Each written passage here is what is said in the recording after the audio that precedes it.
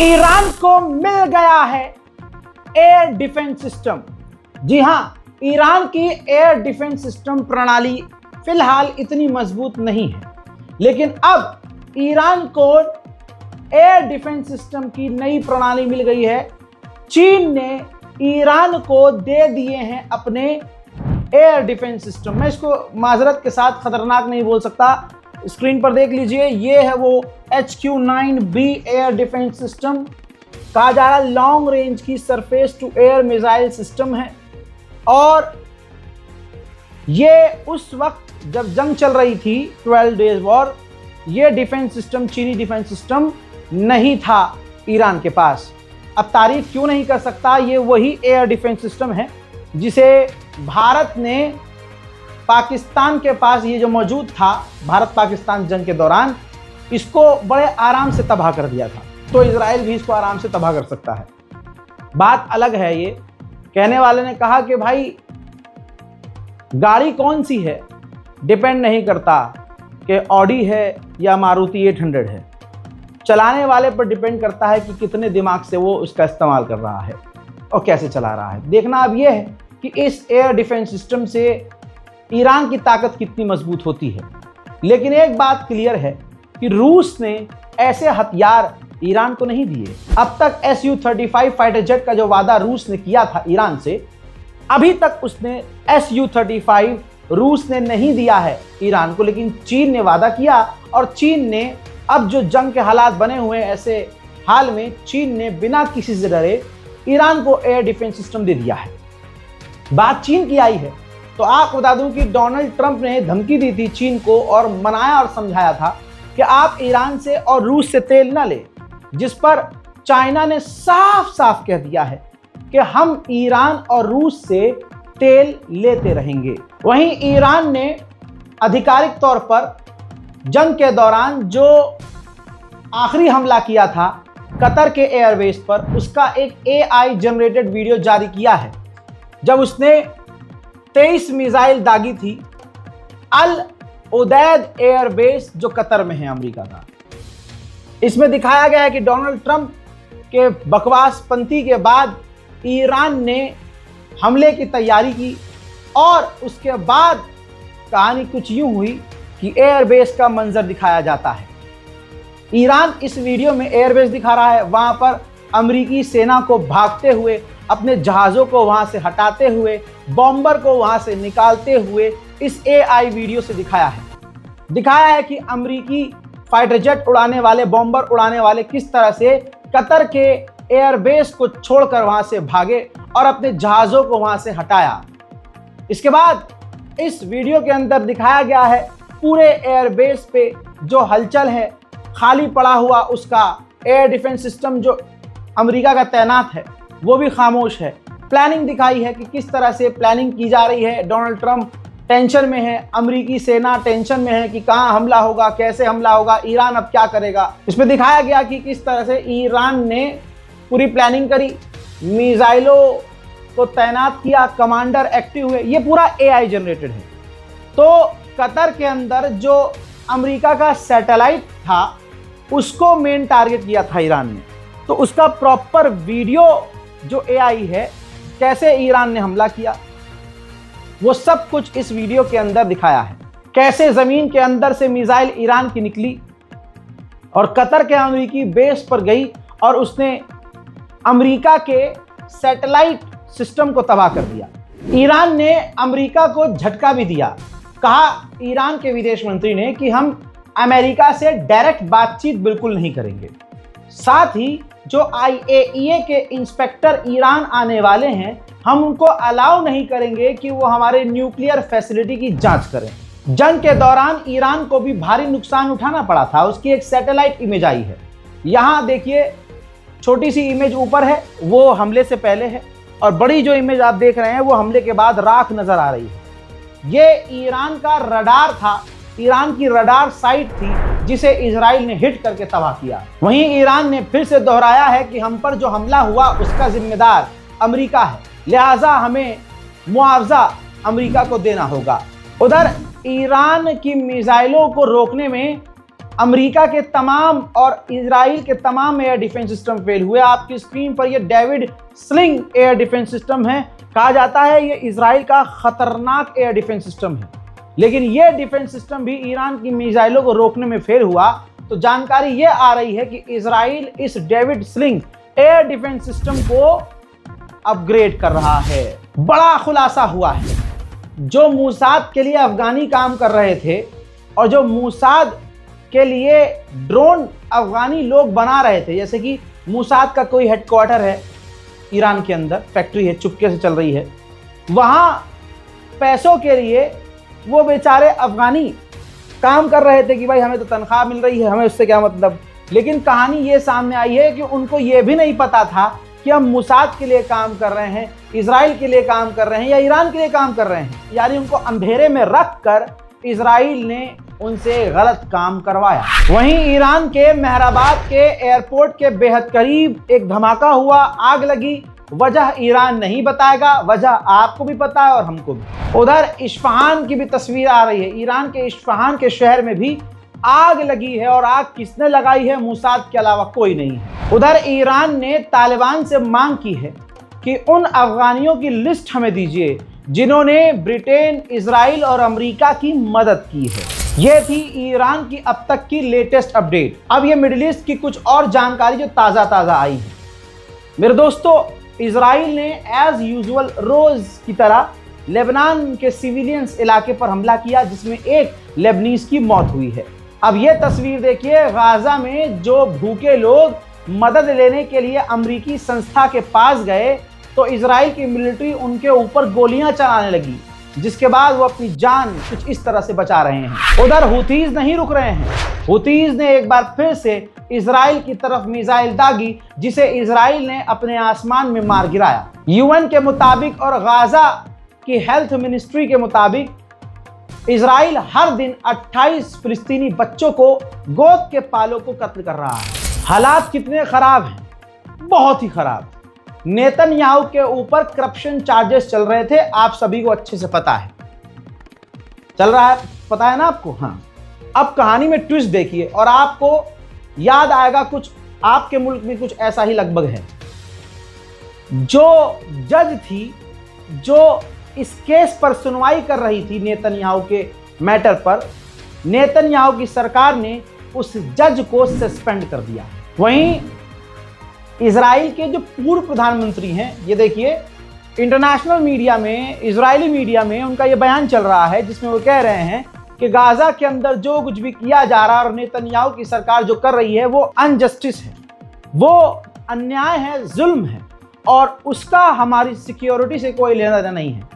Israel के प्रधानमंत्री Netanyahu बहाना बनाकर सिर्फ गजा पर हमला कर रहे हैं। मैंने कल एक खबर बताई थी कि 600 मूसाद और इजराइल की इंटेलिजेंस के पूर्व कमांडर, जिनके अंडर पूरा मूसाद काम करता था, जिन के अंडर जासूसी एजेंसियां काम करती थी, ऐसे पूर्व मूसाद और शिनबेट और ऐसी बहुत सारी इजरायली जासूसी एजेंसी के टॉप कमांडरों ने, जो पूर्व कमांडर हैं 600, ये उनकी तस्वीरें हैं, नाम के साथ और उनके बयान के साथ, उनकी तस्वीरों के साथ, उनकी पोजीशन के साथ।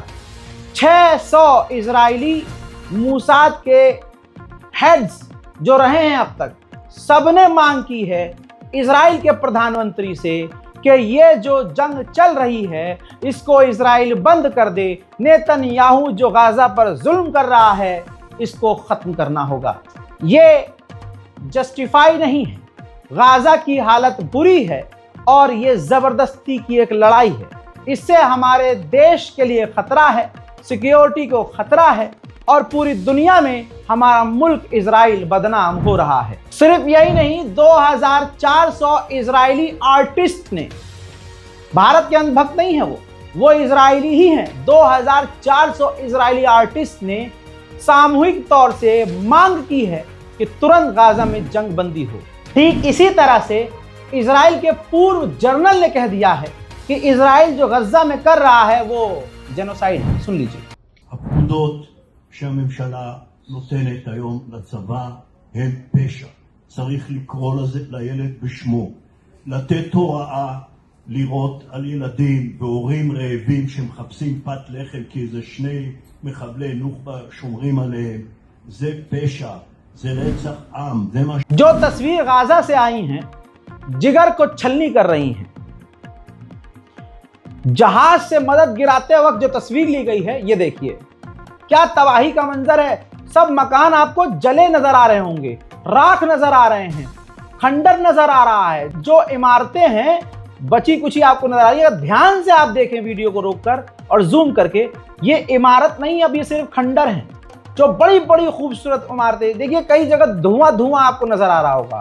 आज भी इन इमारतों में आग लगी है, राख हो चुका है। गाजा पूरी तरह से जलकर राख हो चुका है। इजरायली और अमरीकी जहां जा रहे हैं अब जलील हो रहे हैं, इज्जत इनकी खत्म हो चुकी है। इजराइल का राष्ट्रपति लिथुआनिया पहुंचा। जब वो जैसे ही लिथुआनिया पहुंचा, जनता के बीच गया, तो वहां फिलिस्तीनी प्रदर्शनकारी जो खुद लिथुआनिया के हैं, अंग्रेज हैं, मुसलमान नहीं हैं, लेकिन जुल्म के खिलाफ वो खुल्लम खुल्ला प्रदर्शन कर रहे हैं इजराइल के खिलाफ।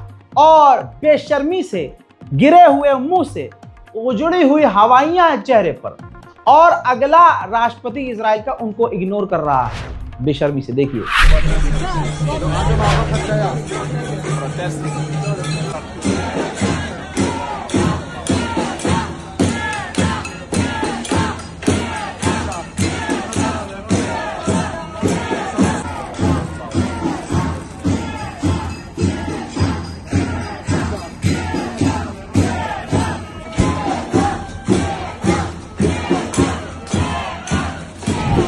इसी तरह से ये देखिए, जर्मनी की पुलिस अभी भी फिलिस्तीनी प्रदर्शनकारियों को मार पीट कर बुरी तरह से गिरफ्तार कर रही है। आप ये देखिएगा, जो इजरायली सपोर्टर है वो बिल्कुल इजरायलियों की तरह रिएक्ट कर रहा है।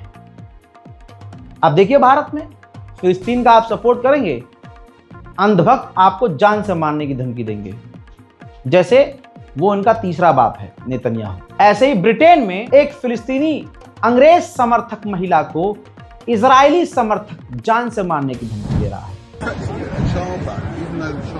Did you just say you put the window through of the Afghan restaurant? You did? Okay. Just so I can let the police know, because that's my neighbours. I told the police. Right, okay. And why did you do that?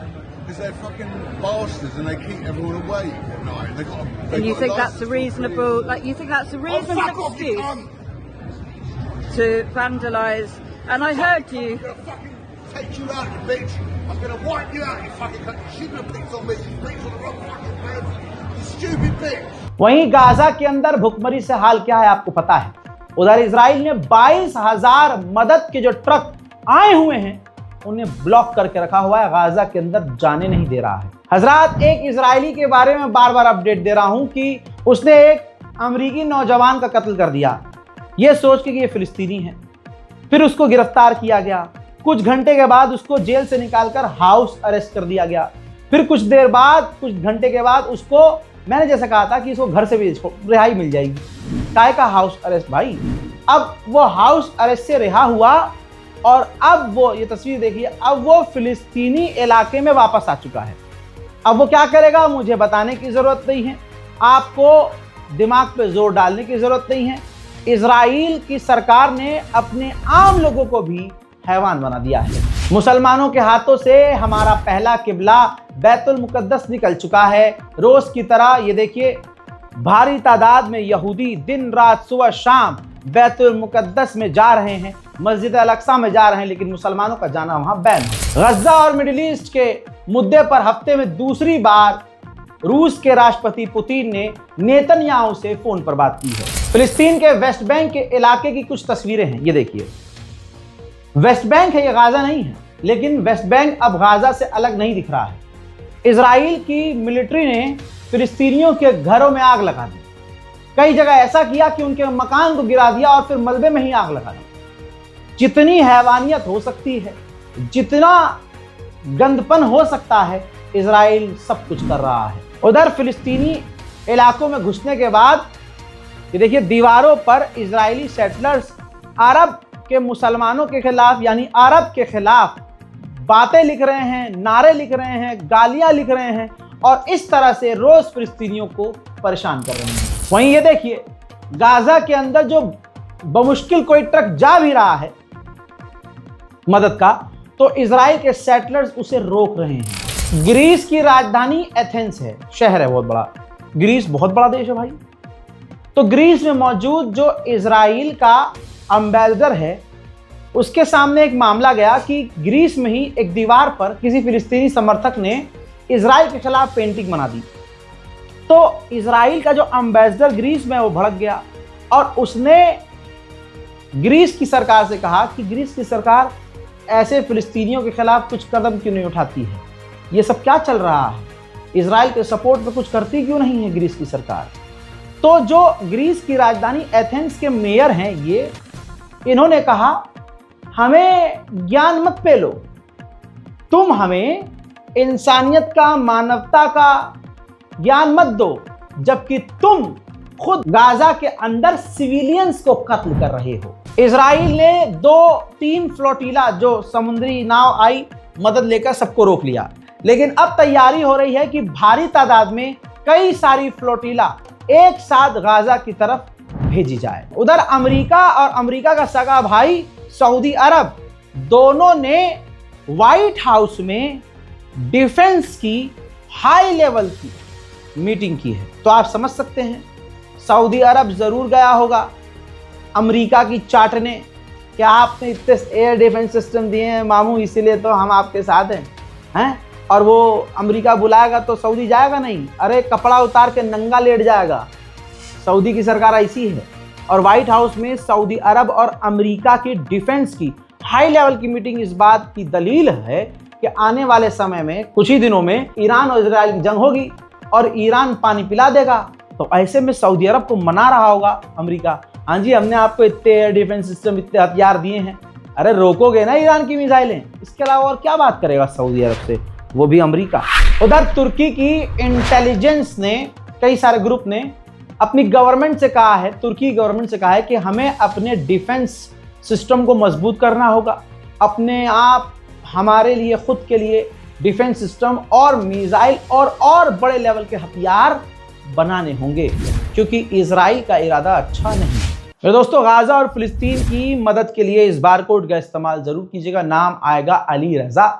और अगर UPI काम ना करे, scanner काम ना करे, तो account detail, saving account की डिटेल यहाँ मौजूद है, आईएफएससी कोड के साथ डाला हुआ है डिटेल।